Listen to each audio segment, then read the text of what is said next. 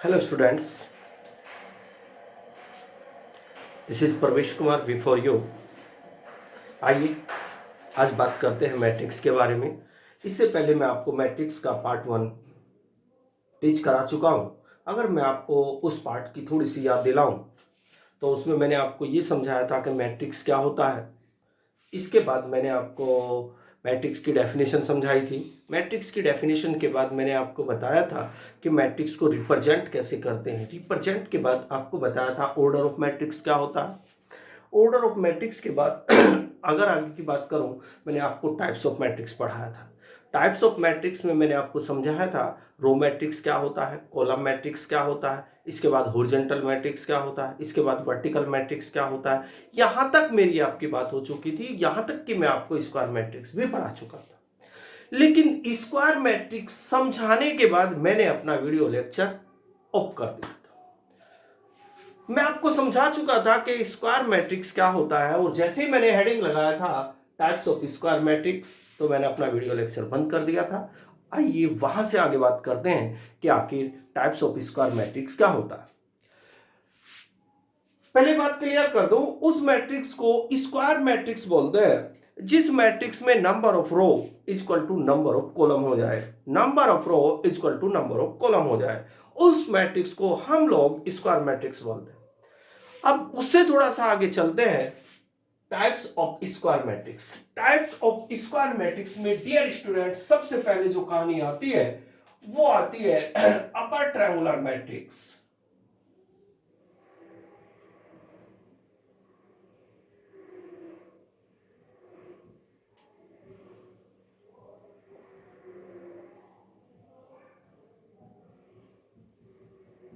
Upper triangular matrix ये square matrix होती है, यानी कि स्क्वायर मैट्रिक्स के टाइप आ रहे हैं। तो अपर ट्रायंगुलर मैट्रिक्स उस मैट्रिक्स को बोलते हैं जो मैट्रिक्स इस कंडीशन को फॉलो करे। एक बार जरा लिख लो तब समझाऊंगा।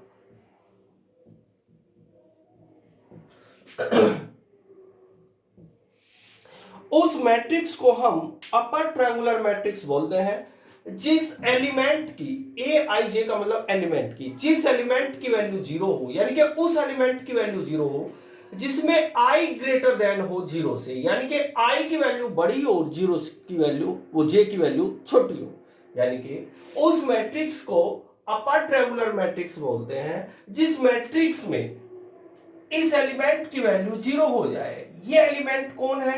ये एलिमेंट का मीनिंग है जिस एलिमेंट में आई ग्रेटर देन जे से। सर कैसे, कुछ बात समझ में नहीं आई, अब दोबारा रिपीट एग्जांपल के तौर पे समझाइए। चलो डिटेल से बताता हूं। मान लीजिए मैंने कोई भी एक मैट्रिक्स इस प्रकार लिखी 2 3 5 7 और 2, यहां लिखा मैंने 0, फिर यहां लिखा 0, फिर यहां लिखा 0, यहां लिखा मैंने कुछ भी नंबर डाल लीजिए 6।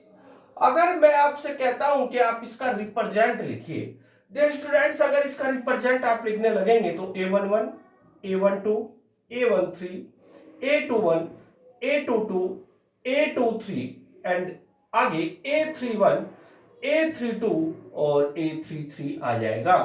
अब जरा ध्यान से देखिएगा, इसका रिप्रेजेंट है।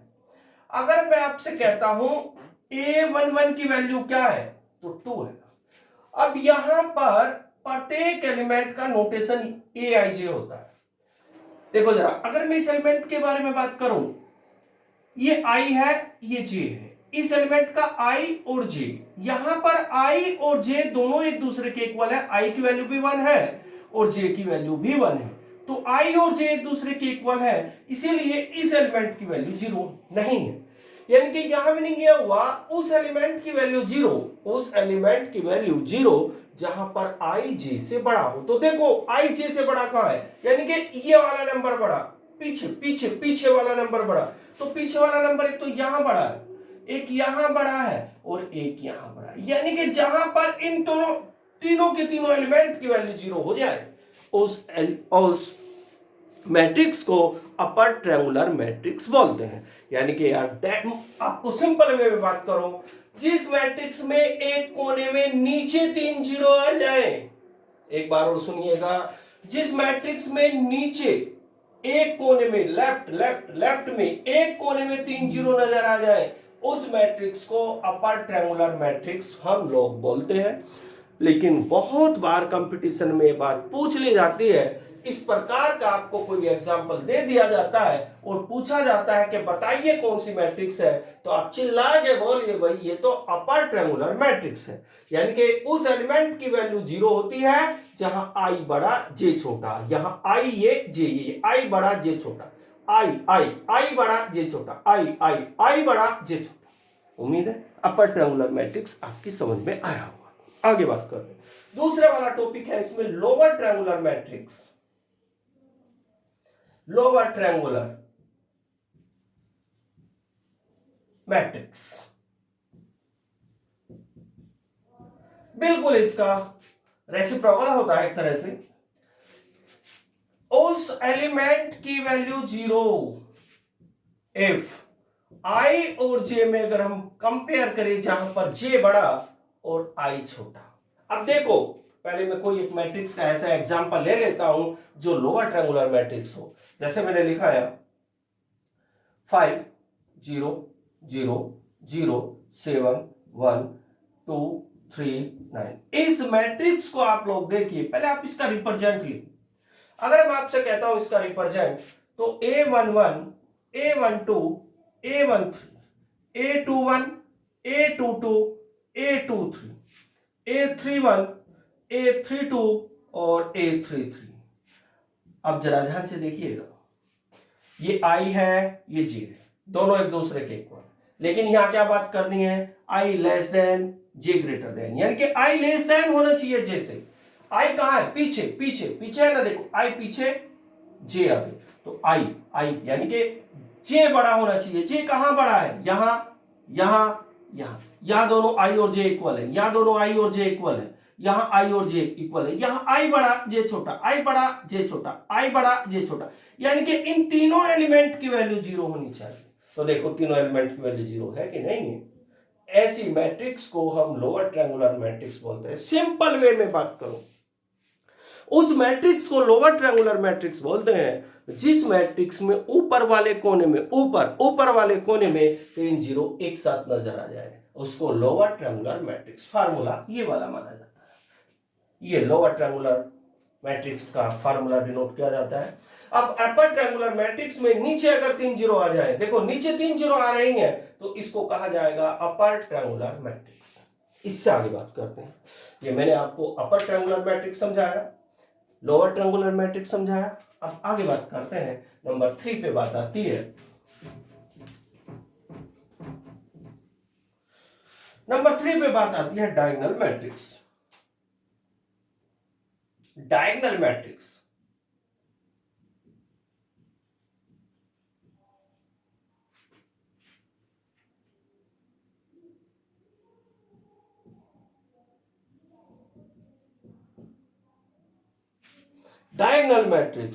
डायगोनल मैट्रिक्स डियर स्टूडेंट्स क्या होती है, जरा समझने की कोशिश करना।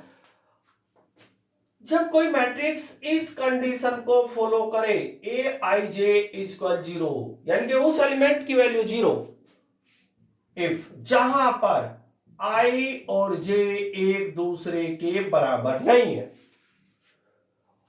आई और जे जब एक दूसरे के बराबर आ जाए वहां 0 नहीं होना चाहिए, बाकी हर जगह 0। सर कैसे, डिटेल से बताइए। जैसे मैंने लिखा 2 0 0, फिर लिखा 0, फिर लिखा 1, फिर लिखा 0, फिर यहां लिखा 0, है ना। अगर मैं डायगोनल मैट्रिक्स की बात करूं, यहां 2 आया, फिर यहां आपके पास आया 0, फिर यहां लिखा मैंने कोई भी नंबर 7। अगर आप इस मैट्रिक्स को देखते हैं, पहले आप इसका रिप्रेजेंट मैं आपको लिख के बता रहा हूं, जरा ध्यान से देखना। अगर मैं इसके रिप्रेजेंट की बात करता हूं, A11 A12 A13 A21 A22 A23 A31 A32 A33। अब जरा ध्यान से देखिएगा, एक बात समझने की कोशिश करना डियर स्टूडेंट्स। इसका मीनिंग क्या है, उस एलिमेंट की वैल्यू 0, उस एलिमेंट की, एआईजी को एलिमेंट बोलते हैं, उस एलिमेंट की वैल्यू 0 जहां आई और जे एक दूसरे के बराबर नहीं है। तो आई और जे कहां एक दूसरे के बराबर है, सिर्फ ये आई ये जे, ये आई ये जे, ये आई ये जे, यानी कि इन तीनों एलिमेंट को छोड़कर बाकी कोई से भी पैलेस पर, बाकी जितने भी पैलेस बनते हैं ये इनमें किसी भी एलिमेंट की वैल्यू जीरो से अलावा कुछ भी नहीं होनी चाहिए। यानी कि हर जगह यहां पर भी, यहां पर भी, यहां पर भी, यहां पर भी, यहां पर भी, यहां पर भी, इन 6 की 6 पैलेस पर आपके प्रत्येक एलिमेंट की वैल्यू जीरो होनी चाहिए। और इसको डायगोनल एलिमेंट डायगोनल कहा जाता है। डायगोनल के प्रत्येक एलिमेंट में से किसी भी एलिमेंट की वैल्यू जीरो नहीं होनी चाहिए। हालांकि कुछ बुकों में यह भी बात दी गई है कि इनमें से एक नंबर कांस्टेंट यानी कि जीरो को छोड़ के कुछ भी हो सकता है, बट ज्यादातर बुकों में अगर मैं बात करता हूं सिर्फ ये बात दी गई है कि यहां जो नंबर दिया जाता है 11, A22, A33 ये जीरो नहीं होना चाहिए। फार्मूला ये। डायगोनल मैट्रिक्स के बाद बात करता हूं scalar matrix. Scalar matrix scalar matrix क्या होता है डियर स्टूडेंट्स? वो मैट्रिक्स जो मैट्रिक्स इस कंडीशन को फॉलो करे, Aij इक्वल जीरो, यानी कि उस मैट्रिक्स की वैल्यू जीरो, उस मैट्रिक्स की वैल्यू जीरो, सॉरी उस एलिमेंट की वैल्यू जीरो जहां पर जहां i और j की अगर हम कंपेयर करें वो जीरो नहीं, i और j एक दूसरे के इक्वल नहीं होना चाहिए। यानी कि उस एलिमेंट की वैल्यू जीरो हो जाएगी, उस एलिमेंट की वैल्यू जीरो हो जाएगी जहां i और j एक दूसरे के इक्वल नहीं है। बाकी जो एलिमेंट बचते हैं वहां पर कोई कांस्टेंट k आ जाएगा, अभी करके बताऊंगा। इसका मतलब जहां पर i और j एक दूसरे के इक्वल है वहां k आ जाएगा। कैसे? जरा ध्यान से देखिएगा। जैसे मैंने लिखाया 2 0 0 0 2 2, सॉरी 0, इसके बाद 0 0 2। अगर मैं इसकी रिप्रेजेंट मैट्रिक्स लिखूं A11 A12 A13 A21 A22 A23 A31 A32 और A33, अगर मैं इसको जरा ध्यान से देखूं डियर स्टूडेंट्स, जरा ध्यान से देखिएगा। उस एलिमेंट की वैल्यू जीरो जहां पर i और j एक दूसरे के इक्वल नहीं है। कहां पर i और j एक दूसरे के इक्वल नहीं है?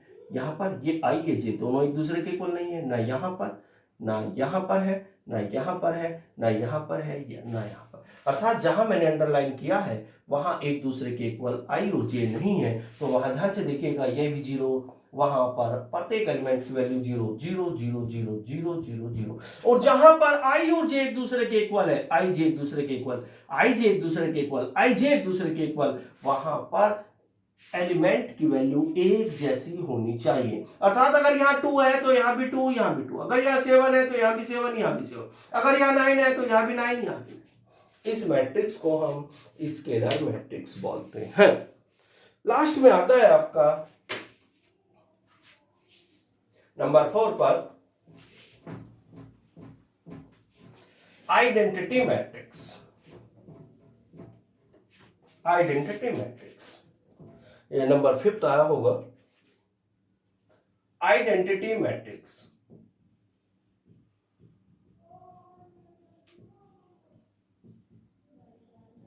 आइडेंटिटी मैट्रिक्स क्या होता है प्यारे बच्चों? उस मैट्रिक्स को आइडेंटिटी मैट्रिक्स बोलते हैं जो मैट्रिक्स इस कंडीशन को फॉलो करे। कैसे सर? जीरो, उस एलिमेंट की वैल्यू जीरो इफ जहां i और j एक दूसरे के बराबर नहीं है। उस एलिमेंट की वैल्यू 1, उस एलिमेंट की वैल्यू 1 जहां i और j एक दूसरे के बराबर है। कैसे जरा?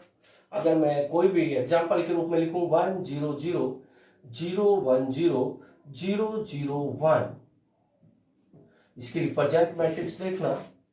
अगर मैं इसकी रिप्रेजेंट मैट्रिक्स लिखूं A11 A12 A13 A21 A22 A23 A31 A32 और A33, इसको जरा ध्यान से देखना। उस एलिमेंट की वैल्यू जीरो जहां आई और जे एक दूसरे के बराबर नहीं है। तो कहां एक दूसरे के बराबर नहीं है, ये एक दूसरे के बराबर नहीं है आई और जे, यहां आई और जे एक दूसरे के बराबर नहीं है, यहां आई और जे एक दूसरे के बराबर नहीं है, यहां आई और जे अलग अलग है, यहाँ आई जे 2 है जे 1 है, यहाँ एक दूसरे के बराबर नहीं है यहाँ। तो जिनको मैंने गोल किया है, यहाँ आपका उस एलिमेंट की वैल्यू 0 होनी चाहिए। देखो ये 0 है कि नहीं। बाकी जो एलिमेंट है, ये मेन डायगोनल के एलिमेंट है, जहां आई और जे एक दूसरे के बराबर है। देखो जरा ध्यान से, आई जे एक दूसरे के बराबर, आई जे एक दूसरे के बराबर, आई जे एक दूसरे के बराबर, और उस एलिमेंट की वैल्यू, प्रत्येक एलिमेंट की वैल्यू 1 होती है। ये देखो, इसको कुछ लोग यूनिट मैट्रिक्स भी बोलते हैं। क्या बोलते हैं डियर स्टूडेंट्स? Unit matrix. मैंने आज आपको टाइप्स ऑफ स्क्वायर मैट्रिक्स पढ़ाया। स्क्वायर मैट्रिक्स में मैंने आपको क्या क्या पढ़ाया? सबसे पहले डियर स्टूडेंट्स मैंने आपको समझाया कि आखिर अपर ट्रायंगुलर मैट्रिक्स क्या होता है। उसके बाद मैंने आपको समझाया लोअर ट्रायंगुलर मैट्रिक्स क्या होता है। इसके बाद मैंने आपको समझाया डायगोनल मैट्रिक्स क्या होता है, और इसके एक तरह से फार्मूले भी बताए, इनको कैसे लिखा जाता है, इनकी डेफिनेशन क्या होती है। इसके बाद मैंने आपको समझाया स्केलर मैट्रिक्स क्या होता है। इसके बाद मैंने आपको समझाया आइडेंटिटी मैट्रिक्स। आइडेंटिटी मैट्रिक्स को आई से डिनोट करते हैं। इससे डियर स्टूडेंट्स आप इसको आई से डिनोट करते हैं, ये भी लिख लेता हूं मैं। और इसको आइडेंटिटी मैट्रिक्स को यूनिट मैट्रिक्स भी बोला जाता है। क्या बोला जाता है? Unit matrix. अब लास्ट वाला पॉइंट जिसको कहा जाता है जीरो मैट्रिक्स। सिंपल डेफिनेशन, उस मैट्रिक्स को जीरो मैट्रिक्स बोलते हैं जिस मैट्रिक्स में प्रत्येक एलिमेंट की वैल्यू 0 हो। जैसे कि मैं यहां लिखूं 0 0 0 0 0 0 0 0 0, है ना? ये आपकी जीरो मैट्रिक्स। डेफिनेशन क्या बोलती है? ए आई जे इक्वल 0, ऑलवेज 0, यानी कि प्रत्येक एलिमेंट की वैल्यू 0 होनी चाहिए, चाहे आई बड़ा हो जे छोटा हो, या जे बड़ा हो आई छोटा हो, या ये दोनों बराबर हो। ऐसे मैट्रिक्स को हम लोग जीरो मैट्रिक्स बोलते हैं। ये आपकी एक्सरसाइज 3.1 की थ्योरी फिनिश हो चुकी है। कल मैं आपको एक्सरसाइज 3.1 को टीच कराऊंगा। वीडियो के माध्यम से ही कोशिश करूंगा कि आपको समझाने, क्वेश्चन को समझाने की कोशिश करूं, और बट आपको इस वीडियो को बार बार देखना है। और हाँ, लाइक तो बनता है ना भाई, तो लाइक ज़रूर कीजिएगा और सब्सक्राइब भी कीजिए। और ध्यान से पढ़िए बच्चों, ध्यान से पढ़ोगे तो समझ में आएगा। क्योंकि ये अब जो टाइम चल रहा है, ऑनलाइन क्लासेज ही इस टाइम ज़्यादा पॉसिबल हो रहा है। ऑफलाइन क्लासेस तो आपकी फ़िलहाल ऑफ ही चल रही है, बट घर पर रहकर ज़्यादा मेहनत करनी है। ओके बेटा।